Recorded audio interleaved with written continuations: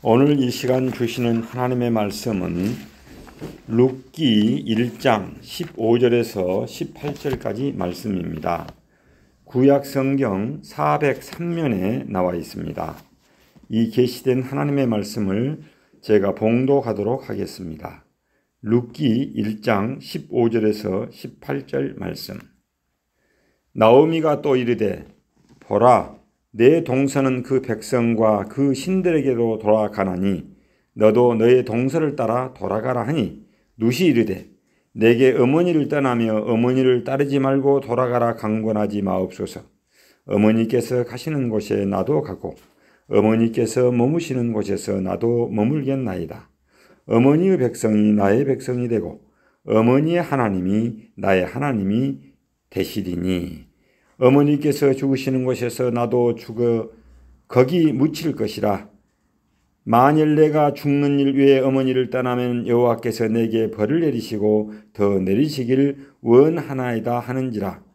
나오미가 룻이 자기와 함께 가기로 굳게 결심함을 보고 그에게 말하기를 그치니라.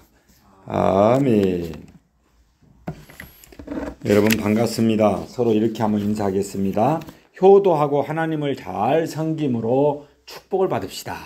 효도하고 하나님을 잘 섬김으로 축복을 받읍시다. 사랑합니다. 축복합니다. 사랑합니다. 축복합니다. 여러분 오늘은 구약 성경 룻기에서 나오는 이 룻과 나오미의 아름다운 이야기를 통해서 가정의 참모습을 상고해 보고자 합니다. 이 룻의 전반기의 삶을 돌아보면은 기구한 인생을 산 여인이라고 할 수 있습니다. 그러나 마침내는 행복한 여인으로 마지막이 아름답게 전개되는 것을 볼 수 있습니다. 시어머니 나오미 역시 더할 나위 없게 기구한 인생을 산 여인입니다. 그러나 끝에 가서는 인생의 후반기에 가서는 다윗의 증조모가 되는 크나큰 축복을 받게 됩니다. 성경에 나타난 이 두 여인의 관계는 너무나도 귀하고 아름답습니다. 그런 만큼 오늘 본문 말씀 또한 성경에서 가장 아름다운 사랑 이야기로 소중한 가치를 지녔습니다. 그 시대적인 배경은 야곱이 장래된 후 500년이 지나서 사사들이 치리하던 그런 시절이었습니다. 즉 여호수아가 죽은 후로부터 356년 정도 계속된 영적 암흑기를 가리킵니다. 당시의 유대 땅 베들레헴 근방에는 큰 흉년, 즉 기근이 들었습니다. 사람들은 살아갈 길이 막막하게 되었습니다. 그렇더라도 그 땅을 끝까지 지켜야 하는 것이 이스라엘 사람들의 전통적 신앙 의지였습니다. 그러나 흉년이 들자 엘리멜렉이라고 하는 사람은 아내 나오미와 함께 아들 둘을 데리고 고향 땅인 유대 땅 베들레헴을 떠나서 동쪽 이웃 나라인 요단 동쪽인 이웃 나라인 모압으로 이민을 갑니다. 그때 모압에는 식량이 좀 넉넉했던 것 같습니다. 그런데 엘리멜렉은 그곳으로 이민을 간 후 얼마 되지 않아서 그 모압 땅에서 죽고 맙니다. 두 아들 병약한 말론과 나약한 기로는 이스라엘의 전통신앙을 무시해버리고 그곳에 가서 이 모압 여인 오르바와 룻을 아내로 취하게 됐습니다. 거기서 10년쯤에 그들도 세상을 떠나고 맙니다. 그리하여 나오미와 두 며느리 오르바와 룻은 새 과부가 되어서 살아가게 됩니다. 두 며느리는 이방의 여인이었지만 나오미의 그 신앙 가정에 시집을 왔으므로 이스라엘 하나님을 섬기는 믿음의 딸로 개종을 했습니다. 그래서 새 과부가 이렇게 고생하고 있을 때 고향 땅, 이 유대 땅 베들레헴에는 하나님의 은혜로 다시 풍년이 들었다는 그런 소식이 들려오게 됩니다. 나오미는 이 소식을 듣자 고향으로 돌아가기로 결심을 합니다. 그런데 남편을 잃고 홀로 되어서 청상과부로 사는 두 며느리가 못내 마음에 걸립니다. 그래서 그들의 처지를 생각해서 간곡히 부탁합니다. 나는 내 고향 땅으로 돌아가서 살다가 죽을련다. 너희는 새롭게 개가하여서 너희 민족과 함께 행복하게 살아라 하고 딸들에게 권면을 합니다. 여러분, 오르반은 처음에는 반대했다가 그것이 합당하다고 싶어서 시어머니를 따라서 자기 고향 땅으로 가게 됩니다. 그런데 둘째 며느리 룻은 처음부터 그렇게 하지 않았습니다. 죽은 남편에 대한 정절과 혼자 된 시어머니에 대한 애착심을 가지고 끝까지 따르면서 간청하게 됩니다. 눈물겹도록 아름다운 며느리 룻의 마음씨가 오늘 본문에 나타나게 됩니다. 여러분 16절 말씀을 다 함께 한번 읽겠습니다. 16절 시작. 내게 어머니를 떠나며 어머니를 알고 따라가라. 강권하지 마옵소서. 어머니께서 가시는 곳에 나도 가고 어머니께서 머무시는 곳에서 나도 머물겠나이다. 어머니의 백성이 나의 백성이 되고 어머니의 하나님이 나의 하나님이 되시리니. 룻은 본래 모압 여인이었습니다. 그러나 자기 고향과 물려받은 그 신앙을 버리고 시어머니 나오미 가정의 일원이 되어서 이스라엘 하나님을 경외하고 신뢰를 갖고 있었습니다. 룻은 이 사실을 엄숙하게 받아들였습니다. 그리하여 나오미가 나의 어머니요, 나의 이 나오미의 하나님이 나의 하나님이라고 마음으로부터 고백을 한 것입니다. 노년을 맞이한 시어머니를 나의 모친으로 여기고 혼자 보내지 않겠다는 굳은 결심입니다. 나오미는 그 같은 아름다운 마음을 가진 며느리의 결심을 말릴 수가 없었습니다. 하는 수 없이 둘째 며느리를 데리고 고향 땅 베들레헴으로 돌아오게 됩니다. 그러니까 이제 고향에 이르렀을 때 많은 사람들이 나와서 막 환영을 합니다. 나오미를 반기며 이분이 나오미냐, 이분이 나오미냐 하면서 그들에게 그 나오미를 말합니다. 그러니까 나오미가 뭐라고 하면 나를 나오미라 하지 마시고 말하라고 하라 그렇게 하게요. 그 말이 뭔 말이냐? 나오미라는 뜻에서는 기쁨, 희락, 사랑스러운 여자라는 의미를 가지고 있는데 내 인생이 그렇지 못하다는 거예요. 말하는 말은 뭐냐면은 쓰다, 괴롭다 그런 말입니다. 내가 지금 괴로운 인생이요, 쓴 인생을 맞이한 사람입니다라고 말합니다. 나오미란 이름만큼 기쁘게 살지 못하고 오히려 쓴 고생을 하다가 홀로 슬프게 돌아왔다고 괴로운 여자 말하라고 불러달라고 한 것입니다. 그들이 고향 유대 땅 베들레헴에 이르렀을 때는 그때가 보리 추수기였습니다. 며느리 룻은 시어머니를 봉양하기 위하여 이 집 저 집 남의 밭을 전전하면서 이삭을 줍습니다. 이삭 알죠? 그 변화, 그 보리에서 떨어진 이삭 줍기. 이것을 빵으로 만들어가지고 시어머니를 대접하고 이렇게 받듭니다. 이러자 마을 사람들은 저 어여쁜 여인이 누구냐? 나오미의 며느리인데 홀로 사는 시어머니를 잘 모시는 효심이 가득한 여인이구나 하면서 사람들 사이에 좋은 소문이 쫙 퍼진 것 같습니다.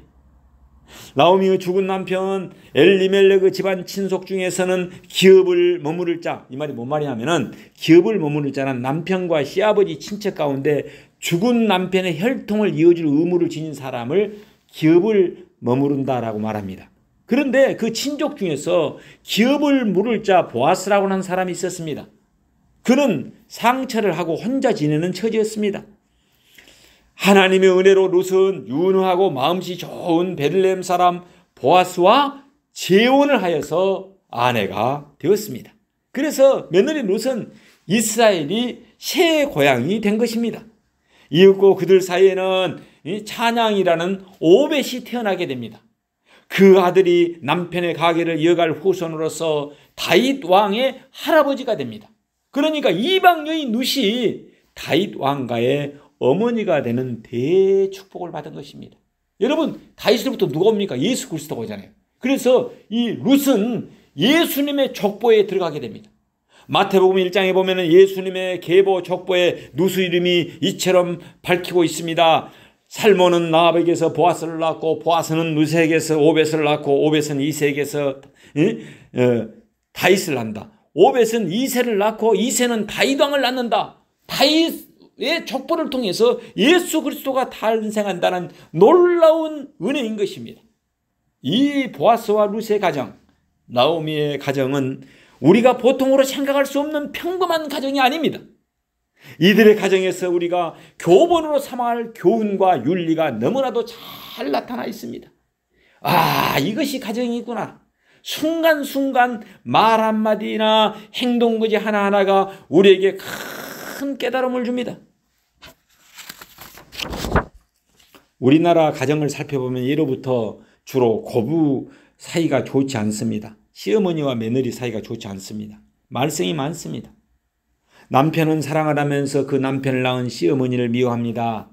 손주는 애지중지하면서 정작 손주를 낳은 며느리를 미워합니다. 어떻게 된 노릇인지 참으로 답답합니다. 며느리는 시어머니를 어머니라고 여기고 시어머니는 딸 하나 얻었다고 생각하고 며느리를 내 아들과 똑같이 여기고 대한다면 오죽이나 좋겠습니까? 몇십 년을 한 가족으로 살면서도 여전히 저건 내 남의 식구다 하고 며느리를 딸과 구별하는 시어머니가 있어서는 안 되겠습니다. 여러분, 나오미를 한번 봅시다. 비록 두 아들은 죽고 없지만은 며느리를 내 딸로 여긴 사람이 누구냐? 나오미였습니다. 룻은 어떻습니까? 남편이 죽고 없지만은 죽은 남편의 어머니가 곧 내 어머니라고 여깁니다. 룻은 어머니가 가시는 곳이라고 말합니다. 어머니, 시어머니께서 가시는 곳이라고 말하지 않습니다. 또 어머니께서 죽으시는 곳에 나도 죽어 거기 장사될 것이라 라고 17절에서 말하고 있습니다. 결혼하면은 온전히 그 집안 식구, 그 집안의 자녀가 된다는 것을 웅변해주고 있는 대목입니다. 남편이 살아있든 죽었든 상관이 없습니다. 남편과 결혼하는 순간부터 내 운명은 남편의 집안에 가 있습니다. 룻은 가정을 이렇게 이해하고 있었습니다. 가정에 대한 이해가 참으로 아름답지 않습니까? 이에 반하여 옛날에는 부부 사랑을 소홀히 여겨서 문제가 되었습니다. 부부 간의 사랑은 제쳐두고 부모 사랑과 자식 사랑이 먼저였습니다. 그래서 수직적인 이 관계가 강조되다 보니까 자연히 남편과 아내의 수평적인 관계가 무시되었던 것입니다. 그러므로 옛 개념으로 보면 가정이 남편과 아내를 말하는 것이 아니라 아버지와 아들을 말하는 것이었습니다. 그래서 아버지와 아들들이 있어야 가정이지 남편과 아내만 있으면 가정이라고 할 수 없었습니다. 그러나 오늘날은 어떻습니까? 이것이 뒤바뀌어 버렸습니다. 수직적인 관계는 별로 중요하지 않습니다. 수평적인 관계, 다시 말해서 둘만 좋으면 그만인 세상이 되어버렸습니다. 둘만 잘 살면 그만입니다. 부모와 나와의 관계, 나와 자식과의 관계가 너무 소홀히 취급을 당하고 있다는 말입니다. 심하게 말해서 부모도 자식도 모릅니다. 우리만 행복하면 된다는 그런 모습이 되어버렸습니다. 예산 일이 아닙니다. 그래서 결혼이라는 것은 두 남녀 만남에 앞서서 가정과 가정의 만남이라고 할 수 있는 것입니다. 결혼이라는 말보다는 혼인이라는 말이 더 중요한 의미를 갖게 합니다. 혼인은 무엇입니까? 둘만의 만남이 아니기 때문입니다. 가정과 가정의 만남이 혼인이에요. 그래서 전체적인 만남을 뜻하는 말입니다. 하나님께서 사랑하는 여러분, 어른들과 관계를 무시하면은 부부 사랑이 무너지게 되는 것입니다. 이것을 잊어서는 안 됩니다. 룻기의 주인공인 그 룻은 자기의 행복보다 무엇을 앞세우냐? 효를 앞세우고 살아갑니다. 룻은 행복을 떠난 지 오래입니다. 남편과 살았던 몇 년으로 행복한 때는 지나버렸습니다. 이제 고부간의 관계, 시어머니와 관계만 남아 있습니다. 룻은 끝까지 이 관계를 지켜나갔습니다. 효를 지키고 의리를 지켰습니다. 내게 주어지는 행복이 우선이 아닙니다. 효도가 첫째요. 의리가 먼저였습니다. 현대 부부들 중에서 행복을 먼저 찾다가 그 행복도 찾지 못하고 의리마저 지키지 못하는 사람들이 있습니다. 참으로 안타까운 일입니다. 대의를 먼저 지켜나갈 때 행복이 뒤따르는 법인 것입니다. 남편이 내게 잘하든 못하든 상관하지 마십시오. 묵묵히 내 할 도리를 다하는 것입니다. 자식한테 지나치게 신경 쓸 필요도 없습니다. 모든 것을 하나님께 맡기고 내가 가르칠 수 있는 것만 가르치면 됩니다. 또 시어머니가 내게 어떻게 하느냐를 거론하지 마십시오. 그분은 그분대로 살아온 삶의 방식이 있고 세계관이 있습니다. 하루아침에 바뀔 수 있는 문제가 아닙니다. 다만 한 집안의 며느리로서, 아내로서, 어머니로서 본분을 다할 뿐입니다. 앞으로의 행복은 지금의 내 본분과는 상관이 없습니다. 어머니께서 가시는 곳에 나도 가고, 어머니께서 유수 가는 곳에 나도 유수 가고, 어머니께서 죽으시는 곳에 나도 죽겠으니 날더러 떠나라 하지 마십시오. 며느리 룻은 이 효도와 의리를 끝까지 지키고 다했던 것입니다. 하나님께서 사랑하는 여러분, 끝까지 이 의와 효도를 다했더니 생각지도 않았던 보너스, 보상이 주어졌습니다. 그 행복이 바로 보상, 보너스 아닙니까? 여러분, 행복 자체만 추구한다고 행복이 얻어집니까? 신앙을 지키고 의리를 지키고 효도를 다할 때 비로소 행복이 덤으로 따라온다는 것입니다. 행복의 파랑새를 찾겠다고 행복을 지키겠다고 혈안이 되어도 행복이 주어지기는커녕 가지고 있던 행복도 영구한 것이 아니게 됨을 우리는 알아야 합니다. 무엇보다도 의리가 먼저요, 도리가 먼저인 그것입니다. 룻은 남편에 대한 정절과 혼자 된 시어머니에 대해서 효도를 다했습니다. 그랬더니 생각지도 않게 엘리멜렉의 친족 보아스의 아내가 되는 대의 축복을 받게 되었습니다. 그래서 다윗의 증조모가 되는 축복을 받게 되었습니다. 그래서 이 룻을 통하여 이 다윗의 이 후손을 통하여 예수 그리스도가 이 땅에 오셨던 것입니다. 룻으로서는 기대할 것이 전혀 없었는데 세상에 시아버지도 죽어버리고 남편도 죽고 자식도 죽고 재산도 남아있지 않았습니다. 보상이란 것은 한 가지도 없었습니다. 오히려 봉양해야 할 홀로 된 시어머니가 남아있을 뿐이었습니다. 그러나 그녀는 어땠습니까? 최선을 다합니다. 눈에는 보이지 아니하고 귀에는 아무 소리 들리지 아니하고 손에는 잡히는 것 없어도 행복한 미래가 보이지 않지만은 하나님만을 바라보며 오직 지금 내가 해야 할 도리를 다할 뿐이었습니다. 그랬더니 하나님의 예비된 축복이 주어졌습니다. 아름다운 본문 말씀 중에서 특별히 더 아름다운 대목이 여기에 있습니다. 16절 후반절 말씀, 어머니 하나님이 나의 하나님이 되시리니, 바로 이 대목입니다. 룻은 모압 여인이지만은 나오미의 가정에 들어와서 이스라엘 하나님을 신뢰하고 신앙을 하나로 했습니다. 한 가족이면서 신앙이 하나로 통일되어 버렸습니다. 신앙까지 전적으로 어머니를 따릅니다. 그 때문에 귀한 축복을 받게 된 것입니다. 모름지기 우리는 행복을 원한다면서 어떻습니까? 먼저 우리가 만약에 행복을 원한다면 먼저 예수 그리스도를 구주로 영접하고 믿는 신앙을 가져야만 합니다. 그리고 나의 마땅히 행할 도리를 다하고 기다릴 일입니다. 룻이 보아스를 만나서 행복한 가정을 이루게 된 것은 덤으로 주어진 축복이요 보너스입니다. 이것은 분명 기적입니다. 하나님께서 사랑하는 여러분, 이 기적은 룻에게만 일어나는 것이 아닙니다. 하나님의 뜻을 따라 살아가게 된다면 누구에게나, 저와 여러분 모두에게 이 기적이 일어날 것입니다. 눈앞에 있는 작은 이득을 탐하여 큰 의를 저버리는 일이 있어서는 안 되겠습니다. 우리 속담에 견소리즉 대사불성이라고 했습니다. 즉 작은 이익을 쫓으면 큰 일을 이루지 못한다는 말입니다. 사소한 행복을 찾겠다고 마땅히 행할 도리를 쉽게 저버리지 맙시다. 이런 어리석음을 범해서는 안 되겠습니다. 먼저 구주 예수님을 나의 주인으로 영접하는 신앙심을 가집시다. 그 다음으로 부모님께 대해서 효도와 도리를 다하고 본분을 다해 살아갑시다. 그렇게 하다 보면 하나님께서 우리가 알게 모르게 여호와의 이레의 예비된 축복을 안겨주실 것입니다. 덤으로 보상해 주실 것입니다. 기도하겠습니다. 사랑의 주님, 룻기의 주인공인 나오미와 룻을 통해서 우리 자신을 돌아보게 하시니 감사를 드립니다. 룻처럼 부모님께 효도와 도리를 다하고 본분을 다하며 살아가게 하옵소서. 눈에는 아무것 보이지 아니하고 귀에는 아무 소리 들리지 아니하고 손에는 잡힌 것 없어도 오직 살아계신 하나님을 바라보며 예수님을 나의 구주로 영접하고 믿고 살아가는 삶이 되게 하옵소서. 그래서 하나님으로부터 여호와 이레의 복을 덤으로 받아서 누리고 나누고 흘려보내는 축복의 통로로 살아감으로써 이웃과 함께 행복한 동산을 이루는 공동체가 되게 하옵소서. 만복의 근원이 되시는 예수님의 이름 받들어 기도하옵나이다. 아멘.